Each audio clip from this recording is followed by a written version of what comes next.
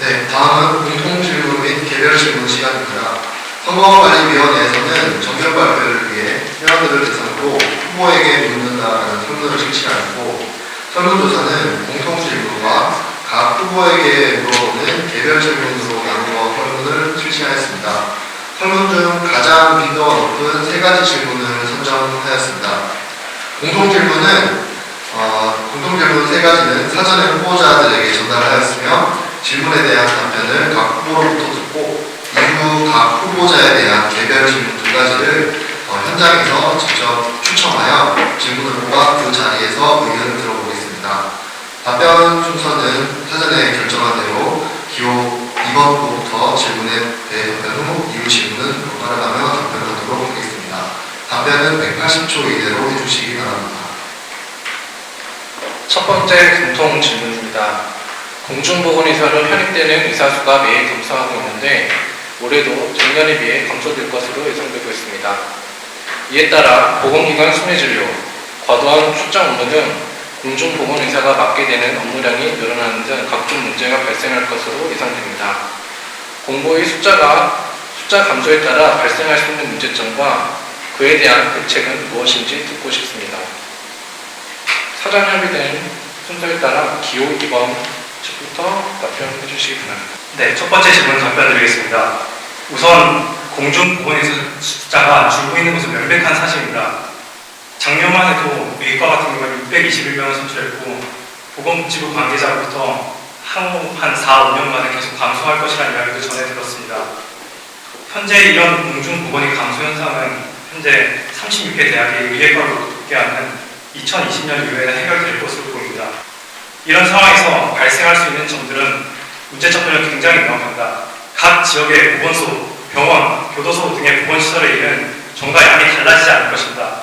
그리고 그 일들을 한 명의 공중보건의사가 감당해야 할 양이 늘어날 것이고, 예를 들어서 보건의료 취약 지역의 순회 진료 횟수가 증가한다든지 보건취소, 병원에서 한 의사가 맡아야 하는 진료 횟수가 증가하는 문제들이 발생할 것입니다. 또 역학조사랑 같이 질병관리본부를 구성한 의사들이 수가 줄게 된다면 앞으로 다가올 수 있는 위기 상황에서 대처할 능력도 떨어질 수 있습니다. 사실 이런 문제 상황에서 대책은 명확합니다. 다만 실천하지 못할 겁니다. 앞으로 5년에서 10년 사이에 이런 공중보건의사 공백을 대비해서 보건소나 의료기관에서는 공중보건의사 인류에 의사 인력을 추가적으로 고용을 해야 합니다. 하지만 예산 문제로 인해 그렇게 할 수 없다면 기존의 공중보건의사 풀을 효율적으로 활용할 필요성이 있습니다. 그 활용의 예를 들어보자면, 하나, 먼저 보건치료 반경 2km 안에 의원급의 1차 의료기관이 있다면 1차 의료급은 예를 들어서 감기 환자, 혈압, 당뇨 환자 같은 경우에는 민간기관에 부탁을 해서 공중보건의사들이 진료보다는 예방과 건강 증진, 보건교육 등의 고유 업무에 집중할 수 있는 발전적 방향으로 나가야 합니다. 둘, 또 공중보건의사가 그 지역의 보건의료 행정가로서, 관리자로서 의사로서 양성할 수 있어야 합니다. 교육 프로그램을 만들어 의사가 돼야 되지 진료를 하는 의사가 되면 안 됩니다.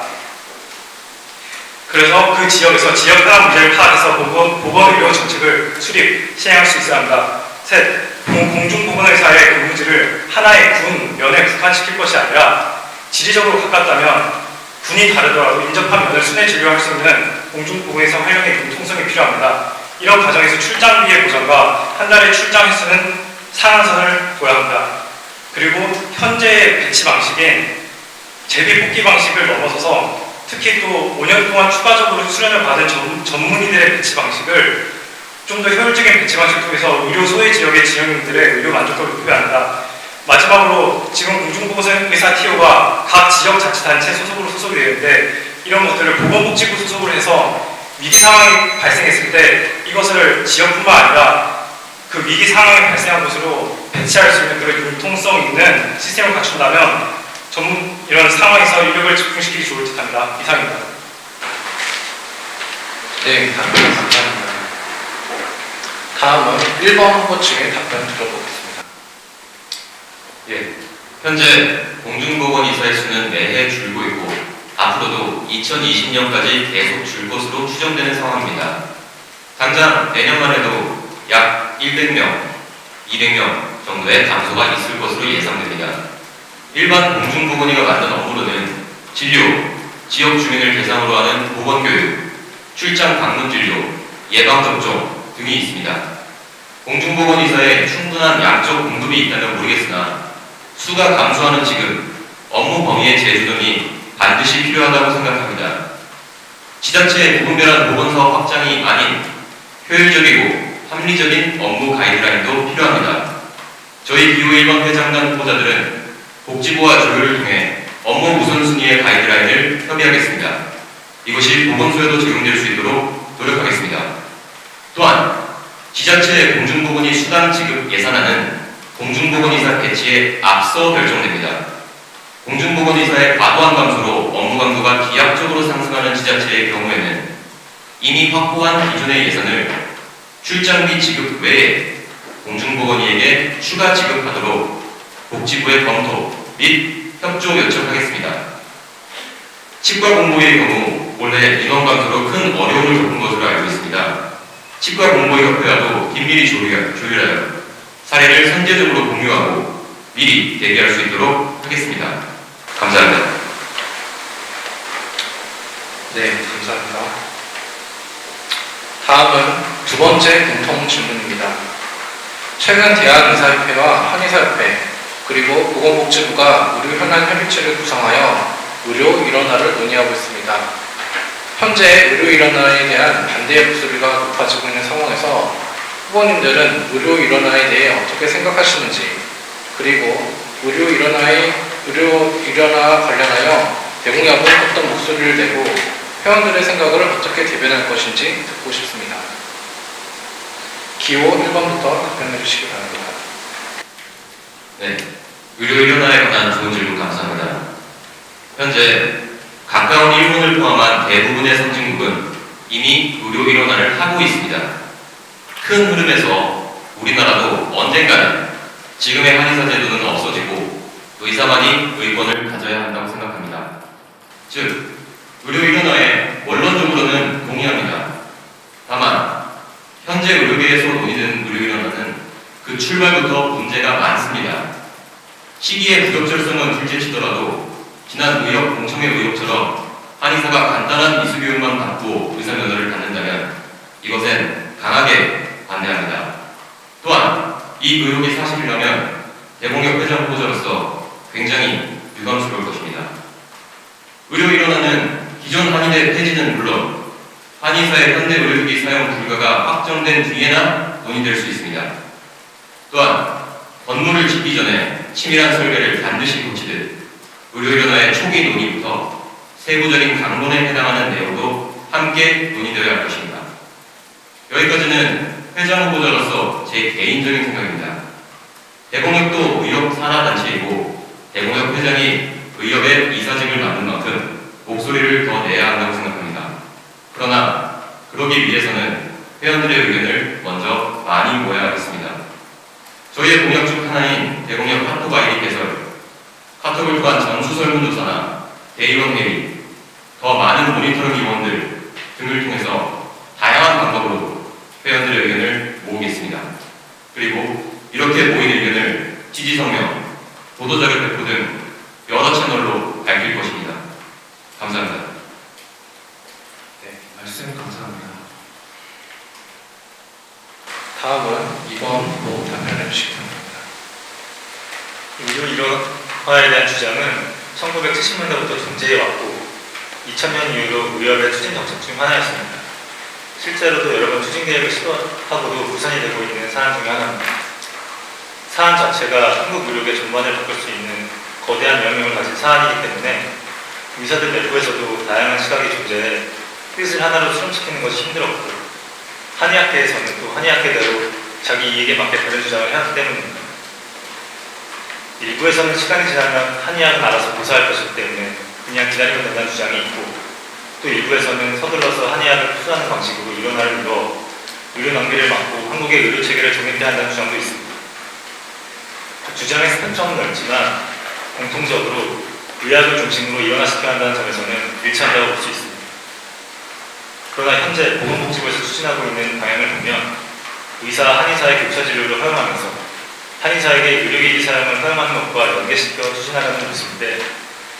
이것은 한의사에게 오히려 교육받지 않은 의료행위를 하게 하는 결과를 초래하게 되는 것이고, 그리고 이것은 의학 중심의 일원화라는 원래의 목표와도 상반된 것이기 때문에 허용해서는 안 된다고 생각합니다.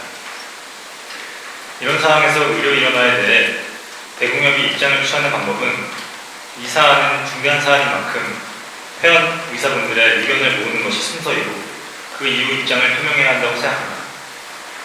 입장과 의견을 교환하기 위해서 온라인과 오프라인의 토론회를 진행하고 투표나 설문조사 같은 방법을 통해서 의견을 수렴, 그리고 그 수렴된 의견을 바탕으로 대공협의 입장을 주장해 나가야 한다고 생각합니다.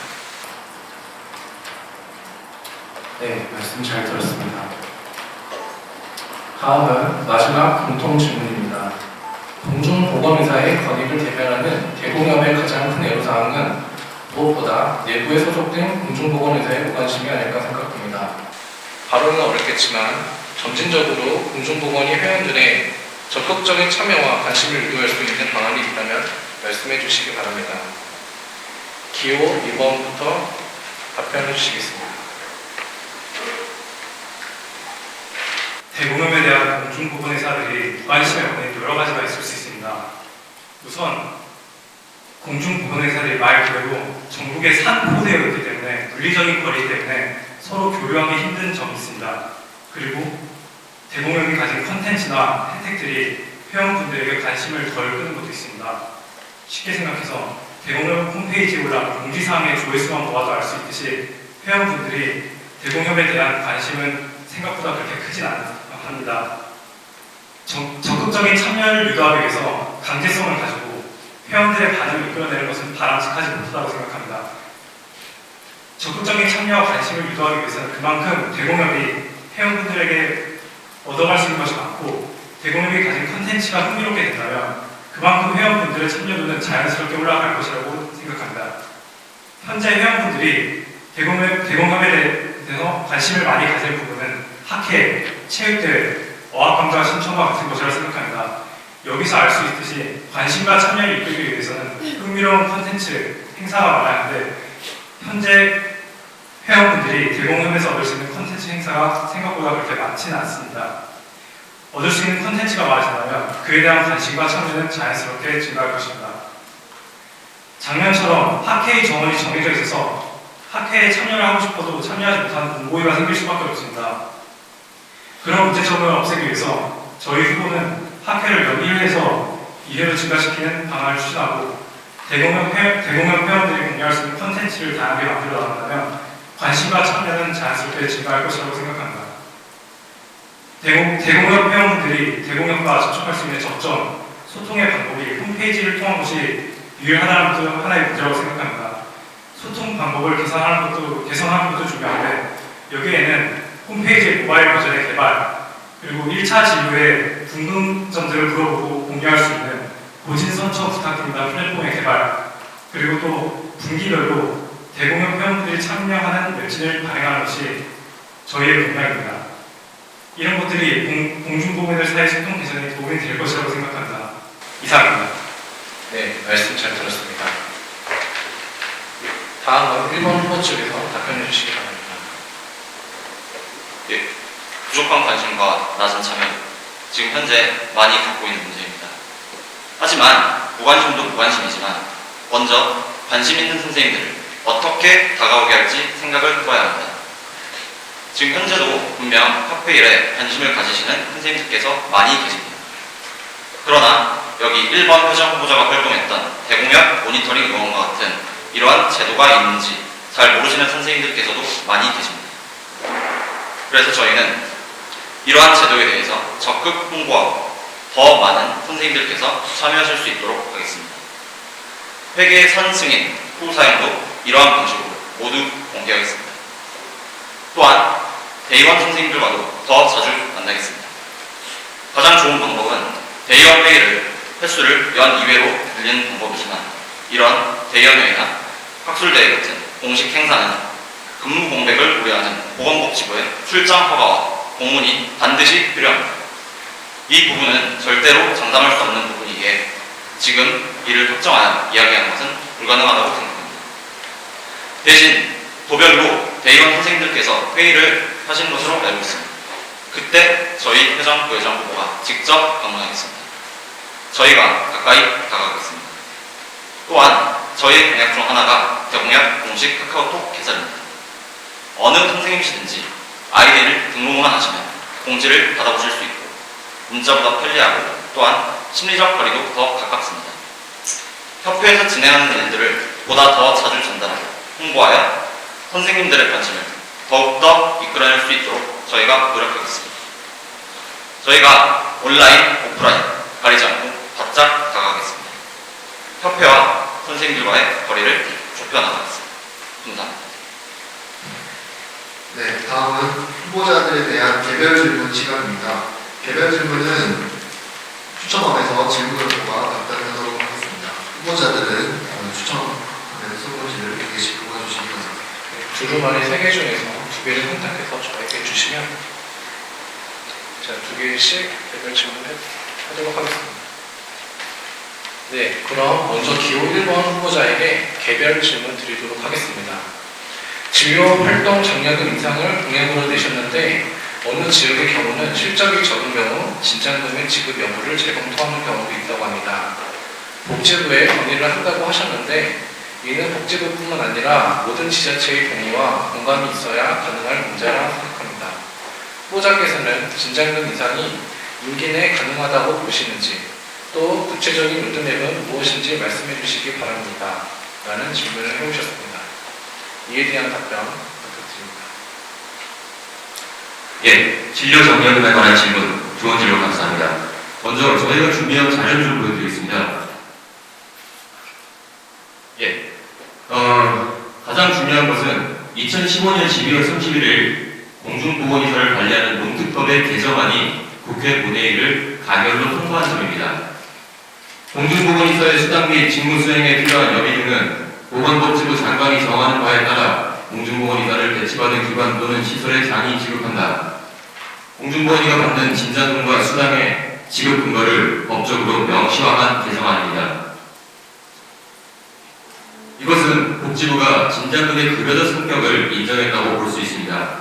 현재 질문에서 지자체별로 진장금의 지급 여부가 걱정되는 목소리가 있었는데 그 부분도 여기에 법적 근거 명시를 따라가면 무리가 없을 것이라고 보여집니다. 또한 과거의 인상 선례가 충분히 있습니다. 2005년에 20만원 인상 40%, 2012년에 10만원 인상 14.7%, 2017년에 10만원 인상 계획은 12.5%입니다. 급여적 성격이 인정되는 진장금, 공무원 수당보험료는 매년 3%씩 인상이 되고 있습니다. 그것에 비추어 본다면 충분히 합리적이라고 보여드립니다. 또 하나의 자료를 보여드리겠습니다. 진료장려금의 인상 추이입니다. 2004년부터 2017년까지 그래프로 만들어 보았습니다. 05년에 인상, 2012년에 인상, 그리고 2017년에 인상까지 합리적으로 보입니다. 우려하시는 부분들은 잘 알고 있으나 현재 이미 진장금의 법적 근거가 명시화되었고 운영 지침에서 기준의 80만원과 그 2배 범위 160만원 사이에서 지급하도록 명시하고 있습니다. 진장금의 인상을 2016년에 연대 지침 반영, 2017년에 예산 반영 및 현실 적용되도록 하겠습니다. 네, 답변 감사드립니다. 다음은 기호 2번 후보자에게 개별 질문 드리도록 하겠습니다. 후보님께서 내신 공약 중 기차 이용 시 할인율 적용은 이전에도 대공약에서 논의되었고 시행하려고 했으나 어려움이 있었던 것으로 알고 있습니다. 후보자들께서는 기차 할인을 위해 철도청에 문의를 하였거나 구체적으로 알아보신 사항이 있으신지요? 많은 비용 지출 없이 실현 가능한 것인지 궁금합니다. 또한 똑같은 회비를 내지만 열차 이용을 안 하는 더 많은 공무원들을 위한 다른 공약은 고려해 보신 것이 있으신가요? 라는 질문입니다. 이에 대한 답변 부탁드립니다. 네, 답변 드리겠습니다. 먼저 저희가 코레일과 연락을 해봤을 당시 2015년 1월을 기준으로 코레일과의 기업 할인 계약은 없어진 걸로 답변을 받았습니다.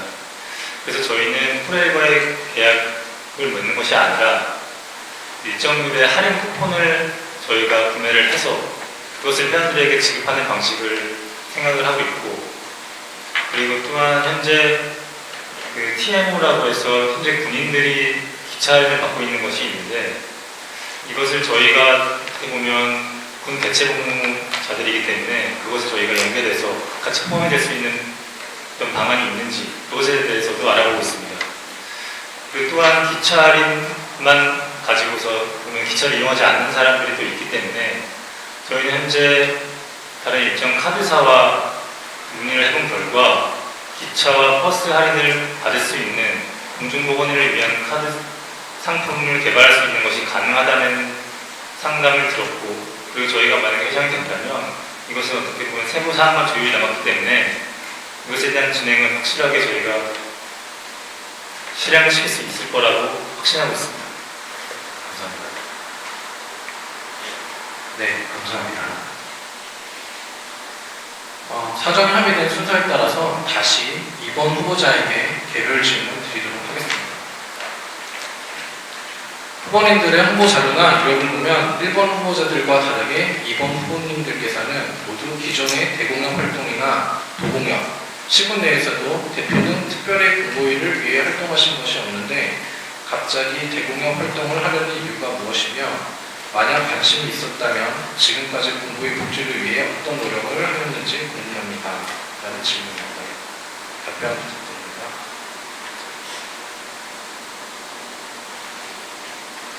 네, 좋은 질문이라고 생각합니다. 질문 말 그대로 저희 둘은 1년차로서 특별히 다른 후보인 1번 후보에 비해서 대공협을 위해서 활동하는 것은 그리 많지 않습니다. 저만 해도 대공협에 이런 위원들이 있다는 것을 알게 된 것이 올해 한 중순쯤이고, 그래서 특별히 회장님과 연락을 해서 대의원 회의를 한번 참석하고 이런 대공협이라는 것이 어떤 일을 하는 것이 알아본 것이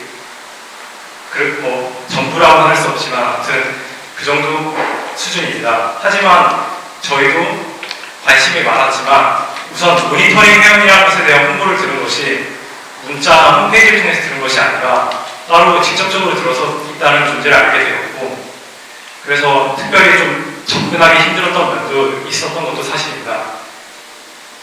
우선 부회장 후보인 저 같은 경우에는 예전부터 이런 의료 정책과 그런 사안들에 대해서 상당히 관심이 많았고, 그런 의미에서 학교에서 학생회 회장직을 맡았을 만큼 관심이 많았습니다. 그리고 지금 질문과는 조금 별개지만 이런 플랫폼 운영에 관심이 많아서 어플리케이션과 모바일 웹을 개발하는 것에도 많은 관심을 가지고 있습니다.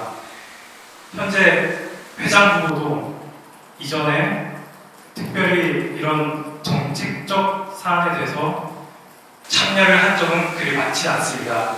하지만 회장 후보와 저희 후보 모두 1년차 후보지만 이런 공보위들이 느꼈던 불편, 민원, 고충에 대해서는 충분히 공감을 하고 있기 때문에 앞으로 저희 후보가 당선이 되더라도 회원분들의 문제점을 해결하는데 크게 문제점이 없으리라고 생각합니다. 이상입니다. 네, 답변 감사드립니다. 다음은 기호 1번 후보자에게 개별 질문 드리도록 하겠습니다. 후보님들께서는 민원에 적극적으로 대처하신다고 하는데 이미 이전부터 민원 및 질의의 공간이 협회 사이트에 따로 구비되어 있고 공문 및 항의성을 발송, 복지부 협조 요청 등 예전부터 비슷하게 하는 역할입니다. 이전의 민원 대처 방법들과 어떠한 방식으로 체결점을 둘지 구체적으로 말씀해 주시기 바랍니다. 네, 이에 대한 답변 부탁드립니다. 예, 답변드리겠습니다. 일단 이런 민원 사항이 생길 경우 선생님들께서 제일 먼저 부딪히시는 벽이 관련 규정을 어디서부터 어떻게 찾아서 시작해야 할지 알기 어렵다는 점입니다. 우선 시군 내에서 이런 문제가 해결이 가능한 경우 이에 대한 가이드라인을 만들 것입니다. 흔히 생기는 민원들이 있습니다. 이러한 민원들에 대해 보다 더 정확하고 자세한 가이드라인을 만들어서 지금 나와 있는 그런 FAQ에 나와 있는 그런 목록들과 선생님들께서 보시고 대응하기 더 쉽도록 도울 것입니다. 1년차 선생님들은 대상이 아니시기에 건강검진을 받을 수 없었던 문제를 예를 들어서 제가 말씀드리겠습니다. 일단 진료 업무를 보는 공중보건 의사는 비상직으로 건강검진을 1년에 한 번 받는 게 맞다는 것을 상위 기관 민원 질의로 확인할 수 있습니다. 그리고 기관에서는 그해 건강검진 대상자 명단 제출을 1월에 하지만 신규 공중보건의사는 4월에 제출되기 때문에 신규 공중보건의사 선생님들께서는 그 명단에 들어있지 않습니다. 이 두 가지 사실을 토대로 시, 군청에 명단 추가를 요청하고 이런 식으로 구체적으로 가이드라인을 만들어서 대공역 홈페이지에서 회원님들께서 사용할 수 있도록 할 것입니다. 그러나 많은 민원들은 시군 내에서 쉽게 해결되지만은 않습니다. 이럴 경우 대공역선에서 직접 나서서 보건소와의 대화 시도, 공문 발송 이렇게 했는데도 해결되지 않는 경우 상위 기관 민원, 복지부 협조 요청, 인권위원회 제소 등 강력하고 합리적인 방법들로 대공역선에서 직접 활동하겠습니다. 이러한 민원 처리도 중요하지만 그 민원이 있는 지역의 공보위 선생님들께서 피해를 받으시지 않는 것도 매우 중요합니다. 저희가 직접 나서서 선생님들께 그런 피해를 받지 않도록 할 것입니다. 감사합니다.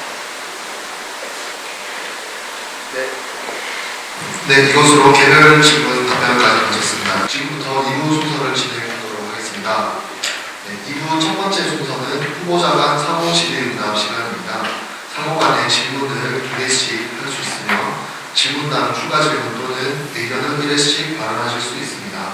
질문이나 추가 의견은 30초 내로 해주시고 답변은 90초 내로 해주시기 바랍니다. 네, 상호 질문 시간입니다. 먼저 기호 2번 측에서 기호 1번 측으로 질문하도록 하겠습니다. 기호 2번부터 질문해 주시기 바랍니다. 이번에 통과된 문특법을 근거로 진장금 인상을 공약으로 내세워 줬는데 그렇다면 앞으로 진장금을 정하는 진행 상황이 어떻게 되는 건지 어느 일정에 어떤 정부 부처가 진행 상황을 추진하고 진행을 시키는 건지 구체적인 일정에 대해서 알려주셨습니다.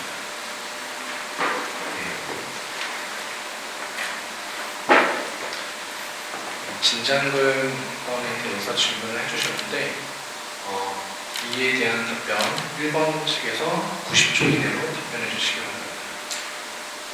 예, 답변 시작하겠습니다. 아까 보여드렸던 자료는 다시 들고 좀 설명을 드리겠습니다. 아까 15년 12월 31일에 농특법이 가결이 됐다고 했는데 이제 남은 과정이 대통령 공포 그리고 공포 후 3개월부터 시행입니다. 공포까지는 그리 큰 시간이 걸리지 않을 것으로 보이고 저희 임기 시작인 3월 시작하고 3월 말까지는 법이 효력을 발휘할 거라고 생각됩니다. 우선 법이 효력을 발휘하면 복지부와도 긴밀히 협조를 해야겠지요. 복지부에게 진장금이 가지고 있는 급여적 성격 인정에 대해서 한 번 더 확인을 받고 그 다음에 연내 지침 반영이 목표이기 때문에 제가 알기로 대공역에서 공중보건의 제도 운영 지침에 대한 논의를 연중에 계속 하고 있는 것으로 알고 있습니다.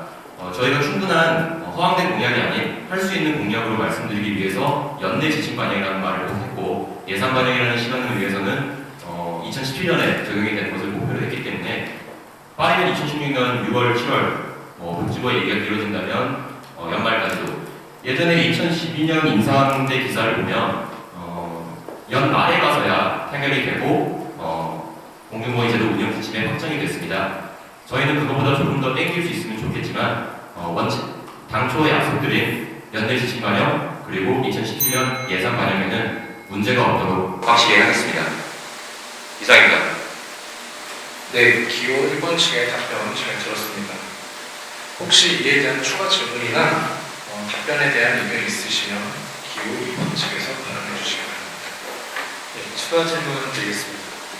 현재도 진료경력금은 각 지방자치단체에서 최소 80만 원에서 최대 160만 원까지 지급을 하게끔 되어 있는데 지금 개정된 특법은 단지 이거를 대통령령 기준을 삼는다는 얘기고 일단 이것이 변경된다고 해서 진장금을 인상하는 것과는 어떤 연계성이 있는 건지 그 실효성에 대해서 여쭤보고 싶습니다. 네, 추가 질문을 해주셨고 이에 대한 답변 30초 이내로 90초 이내로 부탁드립니다. 예, 답변 시작하겠습니다. 우선 상대 후보자님께서 말씀하신 것 중에 오류가 있는데 이번 정정은 대통령령이 아니고 진장금의 개별 지급 범위를 다양성을 확보하기 위해서 보건복지부 장관이 정하는 바에 따라라고 라고 되어 있습니다. 그리고 현재 기준의 80만 원에서부터 그의 2배 범위인 160만 원까지의 지급 범위를 두고 있는데 현실적으로 그 이상을 받는 경우는 거의 드뭅니다. 원래는 그 업무 강도와 어떤 진료 업무의 환자 수 등으로 차등 지급을 하는 안이 있지만 현재 그것이 적용되고 있지 않기 때문에 현실적인 진장금 인상은 대공협 회장으로서 건의를 해서 인상을 하는 것밖에 없다고 봅니다. 또한 거듭 반복해서 말씀드리지만 2005년과 2012년에 이미 인상된 전례가 있습니다. 저희가 최초로 하고자 하는 것이 아니고 원래 인상된 전례가 있으며 복지부에서 이번 진장금 지급 근거 마련으로 진장금의 어떤 보수적 성격을 충분히 인정했다고 보고 있기 때문에 원만한 합의로 충분히 결론에 도달할 수 있을 거라고 생각합니다. 이상입니다. 네, 답변 감사드립니다. 다음은 기호 1번에서 2번 후보에게 질문하도록 하겠습니다. 기호 1번부터 질문해 주시기 바랍니다. 예. 저희는 KTX 공약에 대해서 좀 질문을 드리겠습니다. 저희가 조사한 KTX의 현재 할인제도입니다. 사명만 해당되는 군입 할인제도. 작년에 폐지되었다가 국정감사에서 국회의원들의 질타로 겨우 구원한 제도입니다. 둘째, 세종시 공무원들의 열차 내량을 통째로 빌리는 전세객차 할인. 그리고 마지막으로 법인 단체 협약 할인은 모두 폐지된 상태입니다. 이 상태에서 어떻게 할 수 있는지 궁금합니다. 네, 질문 감사드립니다.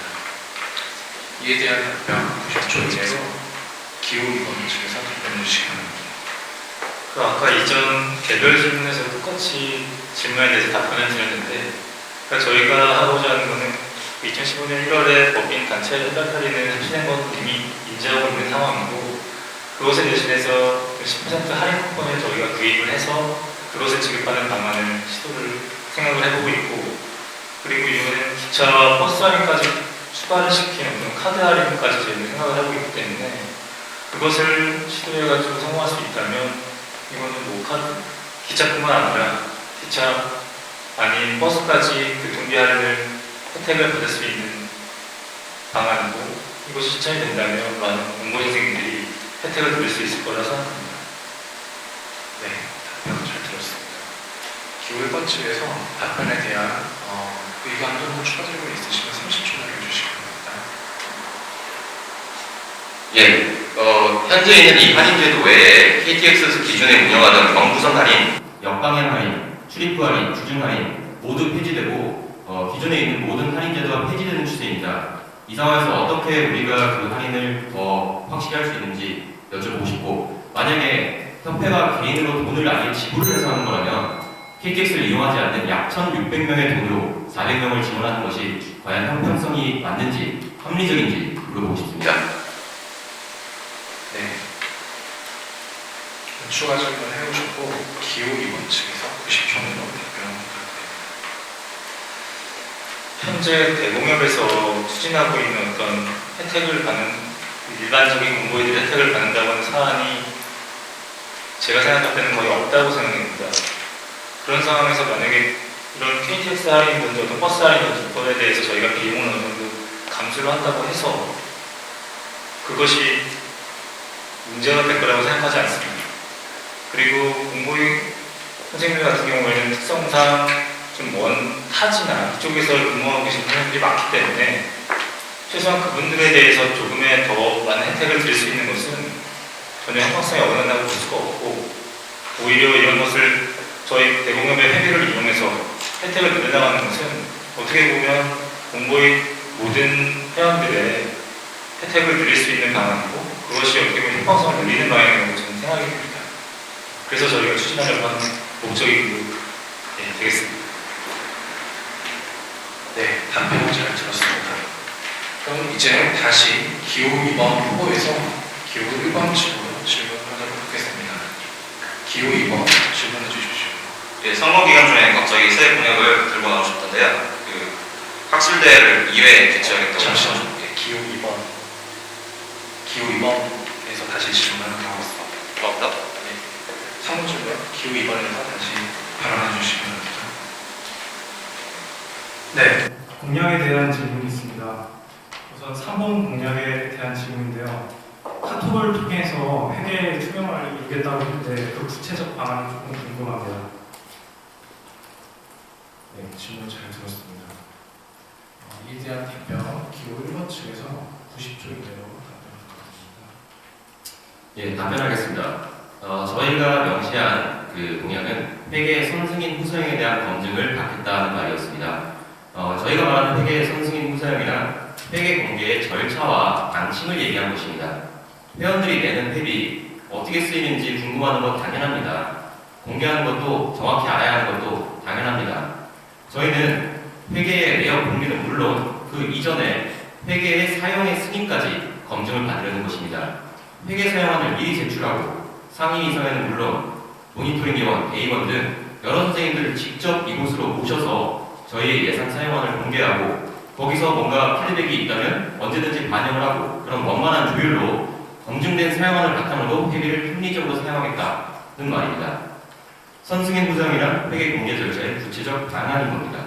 저희는 이를 카톡 아이디어 같은 창구를 이용해 더 가까운 지점에서 선생님들에게 투명하게 보여드리고 검증받을 것입니다.